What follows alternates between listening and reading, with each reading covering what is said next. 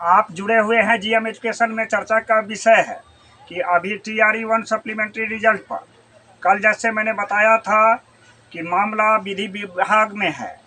विश्वस्त सूत्रों से जानकारी मिल रही है कि शिक्षा विभाग अभी ना कोई चर्चा किया है आयोग से, चूँकि हाईकोर्ट का फैसला TRE-1 सप्लीमेंट्री रिजल्ट के बारे में आया था और सप्लीमेंट्री रिजल्ट देना पड़ेगा बिहार सरकार को वैसे सीट पर जिसका मल्टीपल वैकेंसी के कारण और एलिजिबिलिटी के कारण जो सीटें रिक्तियां मंगाई जाएगी, इसमें हो सकता है महीनों विलम्ब। आप बात चर्चा करते हैं विस्तार से, चूँकि जो हाई कोर्ट का जो फैसला आया उसमें आयोग के पदाधिकारियों का कहना है कि न्यायालय की बातें जो आई है फैसला, वह आयोग को भी मालूम है और शिक्षा विभाग को भी मालूम है, लेकिन कितनी रिक्तियां हैं यह जिम्मेदारी बनती है शिक्षा विभाग का। शिक्षा विभाग की जिम्मेदारी बनती है जिला से रिक्तियां मंगाने का, लेकिन आयोग और शिक्षा विभाग में अभी केवल कोई इस मैटर पर बैठक नहीं हुई है, जैसा कि जानकारी मिला है। इससे हमको लगता है कि TRE-1 री-सप्लीमेंट्री रिजल्ट का जो बात जोड़ रहा है कि जल्द निकलेगा रिजल्ट, इसमें लग सकता है महीनों देरी। हम एक एक करके बिंदुवार चर्चा करेंगे कि नियम है कि हाई कोर्ट का फैसला में पार्टी बना था आयोग भी और बिहार के शिक्षा विभाग भी, लेकिन जो आप बहस के दौरान भी सुने होइएगा कि बिहार सरकार की जो शिक्षक नियमावली है, इसमें सप्लीमेंट्री रिजल्ट का कोई ठोस नियमावली नहीं है। और इस तथ्य को उजागर किया था अधिवक्ता बहस के दौरान, और माननीय न्यायाधीश ने माना इस बात को कि ठोस निर्णय नियमावली नहीं होने के कारण इससे क्षति विद्यार्थियों का है और विद्यार्थी के अहित में, अभ्यर्थी के अहित हुआ है, तभी तो आपको 1151 केस में जीत मिली थी। अब इसमें कब होगा, चूँकि बिहार के शिक्षा विभाग पहले आयोग के साथ मंत्रणा करेगा, डिमांड लिस्ट देगा, और शिक्षा विभाग की जिम्मेदारी है कि पूरे जिला से TRE-1 में मल्टीपल वैकेंसी के कारण, एलिजिबिलिटी के कारण कितनी रिक्तियां खाली हैं, इस लिस्ट को निकालेगा और आयोग को सौंपेगा। तब आयोग की जिम्मेदारी बनती है कि जो उसके पास TRE-1 का रिजल्ट डाटा है उसके आधार पर नियुक्ति पत्र तैयार करेगा। यह जिम्मेदारी बनती है आयोग का। मुझे भी जो विश्वस्त सूत्रों से जानकारी मिल रहा है कि आयोग को अभी शिक्षा विभाग कोई इस पर मंतव्य नहीं दिया है, जिससे आयोग में विलम्ब नहीं है। शिक्षा विभाग अभी विलम्ब चल रहा है। इसका मुख्य कारण है कि मुझे जो जानकारी मिली है कि शिक्षा विभाग विधि विभाग को सौंपा है और विधि विभाग जो उस फैसला आया है उस फैसला को एनालिसिस करेगा, ड्रॉबैक देगा, और उसके बाद जब शिक्षा विभाग में आएगा यह पत्र तो शिक्षा विभाग सोचेगी, डिसीजन लेगी और उसके पश्चात आयोग को देगा पत्र। तो हमें लगता है निश्चित तौर पर, आप जानते हैं कि अगला महीना TRE-3 का रिजल्ट आने वाला है।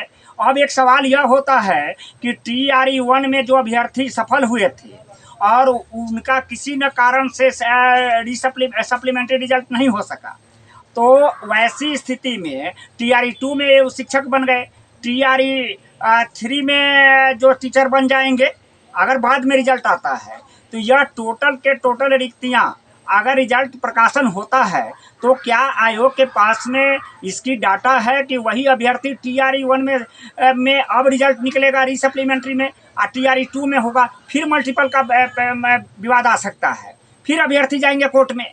तो इसकी समुचित हमारे समझ से पूरे प्रदेश की अभ्यर्थी में जो TRE-1 के री-सप्लीमेंट्री रिजल्ट की बात जो रहे हैं, उनको सचिवालय और आयोग पर बनाना होगा दबाव और उनको निरंतर कांटेक्ट में रहने की ज़रूरत है। दूसरी बात है कि आप जानते हैं कि TRE-1 का करीब 1100 साढ़े 1100 पिटिशनर डिफरेंट अधिवक्ता के माध्यम से केस किए हुए हैं। एक और नया मामला आया है कल, मेरिट नॉन मेरिट स्टेट की भी लड़ाई आई है। उसमें भी 30,000 ऐसे अभ्यर्थी हैं जो 2019 में स्टेट पास किए थे और मेरिट में भी थे, लेकिन अधिकतम उम्र के कारण वह भी परीक्षा नहीं दे पाए हैं TRE 2 और TRE 3 में।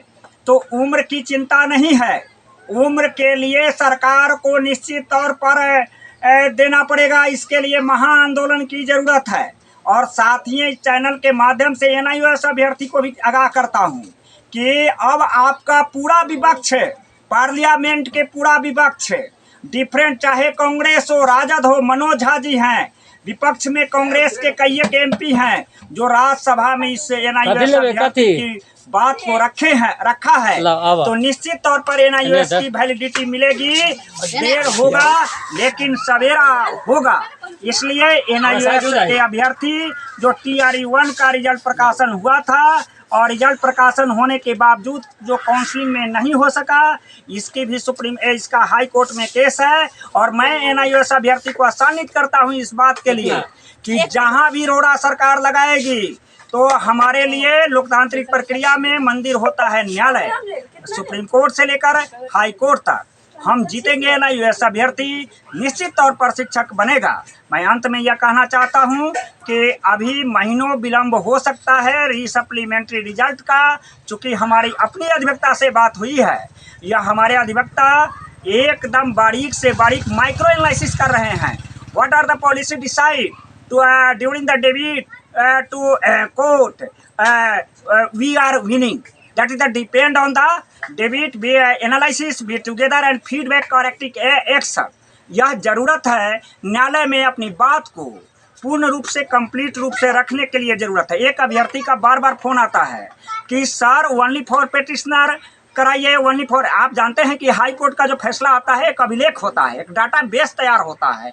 जो एक आया है जजमेंट, हम लोग चाह रहे हैं हमारी नहीं, आप जानते हैं कि भारती जी के माध्यम से भी 400 पेटिशनर्स हैं, हमारे जगजीत रोशन के साथ 150 पेटिशनर है और भी पेटिशनर है। तो सब मिल करके लड़ाई लड़ेंगे। NIOS अभ्यर्थी को एकजुट होने की जरूरत है। ऐसा अभ्यर्थी जो कट ऑफ पार किया है TRE 1 की सप्लीमेंट्री रिजल्ट में 100% पार्टिसिपेट हो, यह निर्भर करता है that is the depend all NIOS candidate belong from Bihar move in the one direction for participate resupplementary result. यह निर्भर करता है कि हमारी एकजुटता कैसा है। जैसे स्टेट अभ्यर्थी, आप साल भर पहले मेरिट नॉन मेरिट की बात चल रहा था, लेकिन कल मैंने देखा है चैनल के माध्यम से कि उसमें भी मेरिट की लड़ाई आई है। पता चला है कि स्टेट 19 में 30,000 ऐसे अभ्यर्थी हैं स्टेट पास किया हुआ है, BEd पास किया हुआ है। उम्र की बात है तो उम्र अपर लिमिट में जाने के कारण ना तो वे TRE 2 में इंटर एग्जाम दे पाए हैं, ना TRE 3 में एग्जाम दे पाए हैं। न्यायालय पर उनको भरोसा है जीत मिलेगा और वे शिक्षक बनेंगे, तो NIOS अभ्यर्थी भी बनेगा। अब रही बात की रीसप्लीमेंट्री रिजल्ट के लिए मेरा भी अगला सप्ताह प्लानिंग है, आयोग में भी मैं जाऊंगा, सचिवालय में भी जाऊंगा। मैं आशा और उम्मीद रखता हूं कि प्रदेश के तमाम साथी को भी अपनी अपनी टीम के साथ सचिवालय और आयोग पर निरंतर कंटिन्यूटी प्रेशराइज करना है, एग्जर्ट करना है, जिससे कि रीसप्लीमेंट्री रिजल्ट टाइम से निकल पाए। और यह न्यायालय के जजमेंट पर भरोसा रखिए। अधिवक्तागण एनालिसिस कर रहे हैं कि ओनली फॉर पेटिशनर या नॉन पेटिशनर और पेटिशनर दोनों का मिलेगा। संख्या अनिश्चित है, सबसे बड़ी जो डिमांड है कि हमारी संख्या कितनी होगी। संख्या अधिक होगा तो हमारे अधिक भाई शिक्षक बनेंगे। यह बात की ध्यान देना सभी की जरूरत है। आप जुड़े हुए हैं GM एजुकेशन में, मेरा संपर्क सूत्र है 93 048 57 942। अंत में मैं कहता हूं कि TRE 3 का जो एज रिलैक्सेशन की केस की लड़ाई चल रही है उसकी भी समुचित जजमेंट आएगा।